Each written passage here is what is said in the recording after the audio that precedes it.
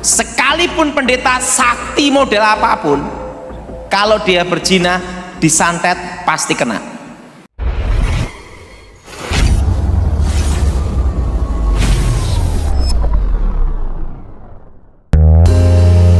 Welcome to khotbah populer. Yesus yang populer harus dikhotbahkan. Pada kesempatan ini kita akan mendengarkan khotbah hambanya Evangelis Daud Tony.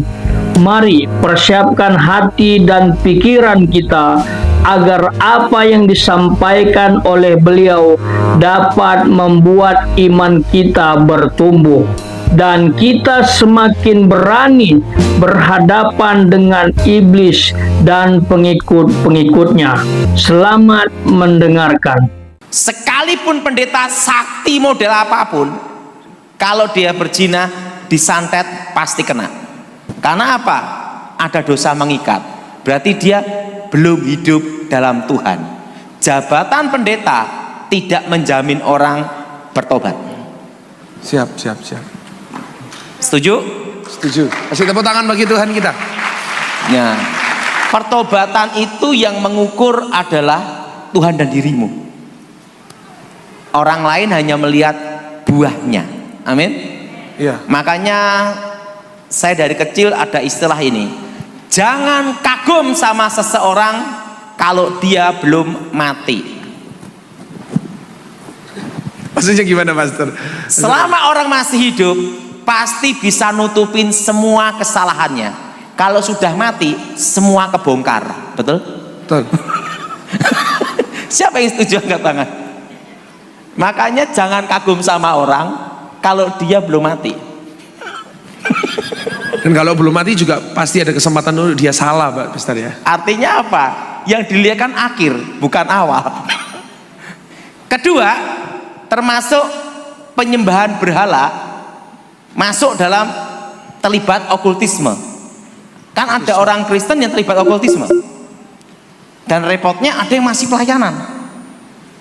Itu banyak kejadian itu di daerah Sulawesi. Nah, itu disantet ya kena, karena dia belum hidup dalam Tuhan, hidup dalam pertobatan. Nah, ada dosa mengikatnya apa? Terlibat penyembahan ritual kuasa kegelapan. Yang ketiga, orang rokok itu disantet ya kena. Kalau tidak percaya coba aja. Kenapa? Unsur rokok itu adalah kayu, kan dari tembakau, api, asap. Untuk mengundang roh itu kemenyan dibakar. Kemenyan terbuat dari kayu, dibakar api, asap, satu unsur. Jadi sekalipun orang itu dia itu pelayanan, kalau ngerokok pasti kena. Dipastikan 100%. Kita tanya pengalamannya Pak Daud nih. Pak Daud ini pernah nggak dulu masih menjabat sebagai tukang santet, pernah nggak menyantet orang Kristen? Dalam hidup saya, saya berhadapan sama pendeta Gilbert dan itu langsung kalah. Jadi orang Kristen pertama yang disantet langsung kalah? Yaitu sama Pak Gilbert aja. No. Tapi waktu dulu saya belum bertobat, itu juga ada orang Kristen minta jimat sama saya. Itu majelis supaya khotbahnya lebih mantap. Ya, makanya saya itu dulu susah bertobat. Yang keempat adalah akar pahit, kecewa, dendam. Itu dosa mengikat. Makanya Alkitab berkata kalau kamu mengampuni, Bapamu mengampuni. Kalau engkau tidak mengampuni, Bapamu pun tidak mengampuni. Artinya apa? Bahwa pengampunan adalah kunci pemulihan. Kunci pemulihan ya Pak ya. Dan orang yang mengampuni itu tidak bisa disantet, tidak bisa dimantrai. Kadang dalam hidup kita itu paling mudah untuk berkata minta maaf, betul? Tetapi tidak ada pertanggungjawaban. Maka dalam hidup kita harus kita ini selain minta maaf harus ada pertanggungjawaban. Siapa yang setuju? Angkat tangan. Artinya kelakuannya jangan diulangi lagi. Siap. Saya pernah dengar satu quote Pak. Kalau minta maaf aja cukup, nggak perlu polisi ya kan? Bukan hanya itu, Kalau utang itu minta maaf bisa lunas, tidak ditagih dekolektor. Kalau menghadapi kekuatan-kekuatan gaib, itu saya terlebih dulu siapkan minyak urapan. Minyak urapan ini adalah minyak yang belum pernah dipakai untuk goreng atau untuk apa. Jadi minyak masih ini. Nah, kalau goreng kan minyak jelantah. Ada yang pakai minyak zaitun, ada baby oil ya. Saya doa dalam nama Yesus supaya minyak ini disucikan dan diberkati. Nah, setelah itu setiap pintu dikasih minyak urapan. Itu kalau di tempat yang berhubungan dengan kekuatan mistik, suatu tempat penginjilan yang banyak sekali kuasa jahat, itu saya pasti setiap pintu saya kasih tanda minyak urapan. Setelah itu baru tidur. Kan kita tidak doa 24 jam. Betul, siapa yang bisa? Betul? Betul? Pada waktu dikasih tanda minyak urapan itu, kalau ada santet atau kekuatan hitam yang ngirim, itu langsung ini ada di situ, tidak bisa masuk. Saya pernah kejadian sama Pak Gilbert di daerah NTT, mau NTT Kupang, daerah Keva atau daerah apa tuh jauh pokoknya. Saya sama Pak Gilbert satu, ada iring-iringan berapa mobil gitu. Di mobil tempat saya pakai itu sama ada timnya Pak Gilbert, itu dikirim Swangi, itu kepala terbang. Wow. Oh gitu. Dan kepalanya itu nempel di belakang mobil. Jadi itu really nyata Pak Daud. Real banget ya. Pada waktu kepalanya terbang itu nempel di mobil. Kenapa di mobil tidak masuk? Karena mobilnya waktu jalan saya doain dulu dalam nama Yesus. Jadi kalau berangkat ada, memangnya kita harus berdoa dulu Pak ya, mengurapi mobil kita dalam nama Yesus gitu. Waktu itu kepalanya nempel di sebelahnya anggota timnya Pak Gilbert. Dia sampai gini merinding semua gini, keder gini. Saya ngomong tenang aja, tidak usah takut. Saya doa dalam nama Yesus, setani keluar, kepalanya lepas. Itu kejadian di daerah arah mau ke Keva. Pokoknya NTT lah, saya ke sana.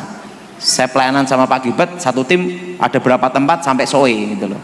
Tentang minyak urapan tuh tidak usah diperdebatkan. Kalau tidak mau gunakan ya tidak usah ribut, betul?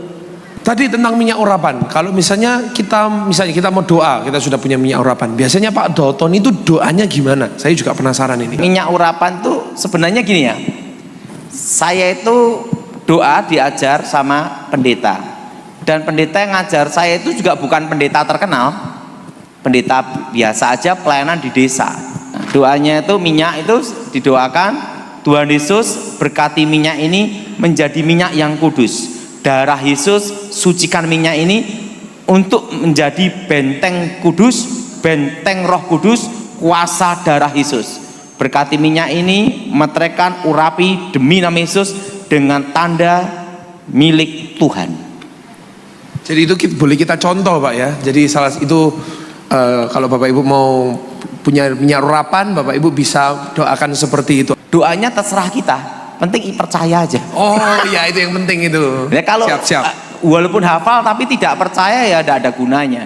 Jadi bukan sekedar kayak mantra gitu Pak. Bukan, ya? harus percaya. Iman dulu. Dari iman kembali ke iman. Terima kasih sahabat Khotbah Populer sudah mendengarkan penjelasan hambanya Evangelis Daud Tony. Jangan main-main dengan kuasa gelap atau ilmu hitam atau iblis yang siap menghancurkan kehidupan siapapun. Santet itu bisa menyerang siapapun berdasarkan penjelasan hambanya Evangelis Daud Tony, termasuk orang yang sudah pelayanan. Catat baik-baik. Bahkan pendeta pun menurut beliau bisa kena apabila pendeta buka celah, hidup dalam perjinahan, hidup dalam hal-hal yang mungkin menentang Tuhan, menduakan Tuhan, dan lain sebagainya.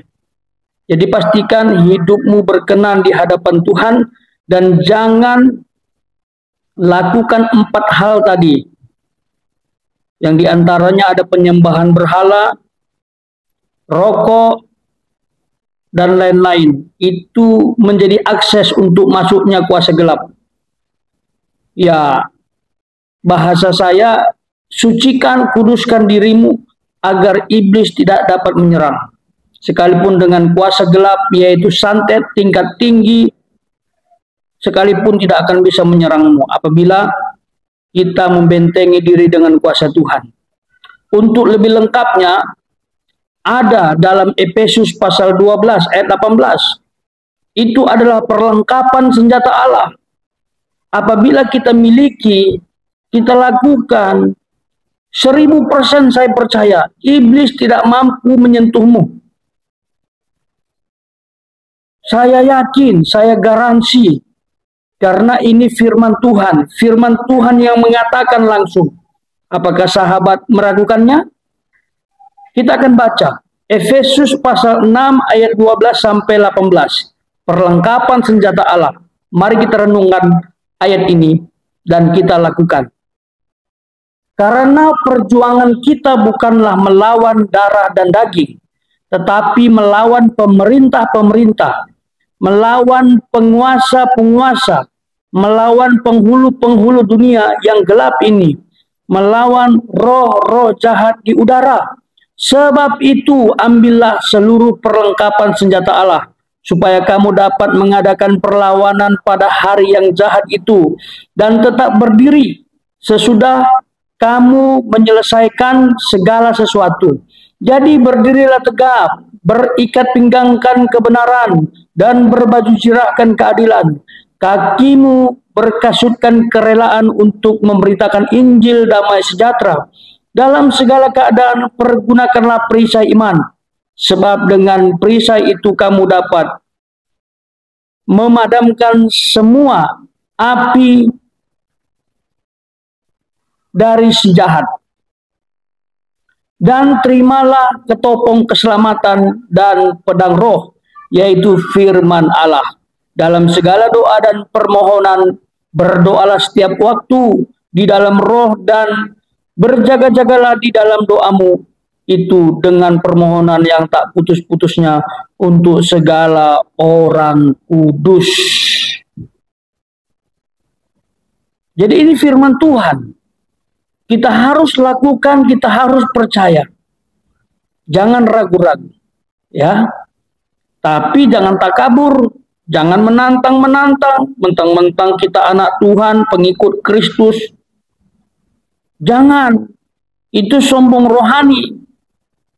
Tapi kalau kita diserang, ada orang yang kita kenal, saudara kita, teman kita mungkin, atau keluarga kita, siapapun mungkin, partner pelayanan kita, diserang oleh kuasa gelap, dirasuki mungkin, kita doa. Doa tengking demi nama Yesus. Itu. Kita tidak bisa diserang, kita bisa mengusirnya dengan doa demi nama Yesus. Saya percaya itu. Tetap rendah hati. Pokoknya kalau kita diserang, bentengi dirimu, tidak akan tembus. Kalau ada orang diganggu, kita bisa tengking demi nama Yesus. Dan jangan sesekali pluralisme, mencampurkan imanmu dengan kuasa gelap. Jangan. Orang Kristen saat ini banyak sekali seperti itu. Mencampurkan. Minggu ke gereja, berdoa. Tapi di hari lain kalau ada kesalahan atau masalah, kekurangan, datang ke paranormal. Datang kepada sesosok yang bukan dari Tuhan. Mau aja dibohong-bohongi. Hanya Tuhan yang mampu memberkatimu. Hanya Tuhan sumber berkat satu-satunya. Di luar itu jangan. Jangan. Jangan gabungkan. Jangan ada dua Tuhan, jangan ada dua Tuhan dalam dirimu. Jangan.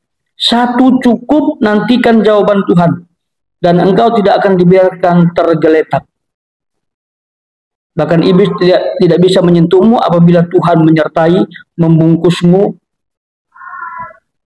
dan kuasanya nyata. Saya percaya itu. Di Alkitab banyak sekali. Ya, jangankan kita diserang iblis dari dalam. Kita mengusir iblis pun demi nama Yesus bisa. Makanya hamba-hamba Tuhan itu banyak sekali terlihat loyo di hadapan kuasa gelap. Terlihat tidak mampu melayani orang yang kerasukan. Kenapa? Ya, tidak ada kuasa. dalam dirinya. Itu. Ya mungkin dia sedang pluralisme. Saya secara pribadi kesaksian sedikit pernah pelayanan pengusiran roh jahat. Ada dulu satu anak cewek kerasukan roh jahat. Saya ingat betul sampai sekarang, kami 3 orang, saya dengan 2 teman saya, ada dari timur, dari Medan 1, yang lain pujian penyembahan, ada yang main gitar, ada yang menyanyi. Saya langsung tumpang tangani. Demi nama Yesus, aku perintahkan, setan, engkau keluar. Saya bilang begitu. Langsung dia sadar. Dia berkata, aku di mana Kak? Aku kenapa? Kami ceritakan, engkau tadi kerasukan. Lalu kami tanya-tanya, kenapa kamu bisa seperti ini? Ternyata dia sedang diganggu oleh roh jahat yang dikirim oleh keluarganya. Itu. Ini mengerikan sebenarnya. Kenapa bisa anak tersebut dirasuk? Karena tidak ada benteng diri. Ya, dia buka celah. Mungkin hidup dalam dosa. Dan tidak menerapkan perlengkapan senjata Allah. Baca firman pun mungkin nggak pernah. Berdoa apalagi. Makanya dapat diserang. Lalu setelah itu kami bimbing, kami konseling, kami doakan, kami tantang terima Yesus. Sampai saat ini saya tidak pernah mendengar dia pernah kerasukan lagi. Itu. Masalah santet, Bapak Gembala saya pernah disantet di Jawa Timur. Disantet oleh kuasa gelap. Oleh iblis, nggak tahu siapa yang kirim. Tiba-tiba pohon mangga di belakang gereja itu hangus saja. Ini Bapak Gembala saya yang cerita kepada saya bahwa beliau pernah berhadapan dengan dukun, diserang, itu, tapi nggak tembus. Tapi seperti ada kuasa atau suara yang keras begitu katanya, tapi tidak tembus. Dan banyak kesaksian lainnya yang mungkin kita gunakan sebagai sampel bahwa menunjukkan Tuhan itu berkuasa untuk membentengi. Ini sekali lagi bukan menantang, ya, tetapi saya sampaikan supaya kita pede membentengi diri bahwa kuasa Tuhan nyata, kuasa Tuhan sempurna, kuasa Tuhan hebat. Apakah sahabat masih mau mengandalkan kuasa yang lain di luar Yesus? Kalau Anda mau, sangat keterlaluan. Jadi kalau sahabat masih campurkan imanmu dengan kuasa gelap atau apalah itu, evaluasi imanmu. Jangan-jangan kamu belum bertobat. Kalau ikut Tuhan, ikut sesungguh-sungguhnya. Kalau ikut Tuhan, totalitas. Jangan dicampurkan dengan sesuatu yang tidak baik. Dapat masalah, doa. Tunggu jawaban Tuhan. Saya percaya Tuhan tidak biarkan kita terlantar. Burung gagak saja Tuhan pelihara. Apalagi anak Tuhan yang penuh pengabdian dan kesetiaan. Pasti Tuhan berkati. Dan Tuhan siap membuat kita tampil beda dengan mereka yang tidak percaya. Ayo semakin setia. Bangun hubungan dengan Tuhan. Semakin intim. Ya. Semakin intim dengan Tuhan. Supaya Anda dapat melihat kemuliaan, mujizat, karya Tuhan yang ajaib. Dan jangan lupa beritakan firman Allah. Supaya orang-orang mendengarkannya, barangkali mereka terjamah, tersentuh, bertobat, dan itu adalah buah pelayanan Anda. Tuhan Yesus memberkati.